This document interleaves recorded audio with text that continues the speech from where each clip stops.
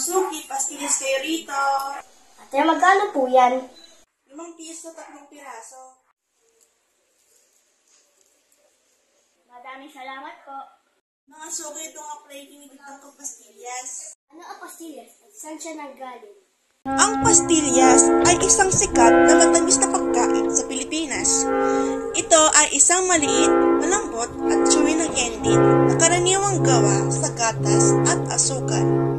Ang pastillas ay kilala sa masarap na tamis at creamy na texture. Ang pastillas ay nagmula sa bayan ng San Miguel, Bulacan sa Pilipinas.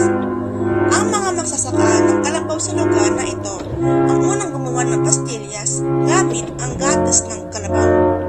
Ang pastillas ay naging isang lokal na espesyalidad at ngayon ay isang sikat na pasalubong o yung tinatawag na souvenir para sa mga bumibisita o dumadaan sa Bulacan. Ate, pabili nga po ulit ng pastillas.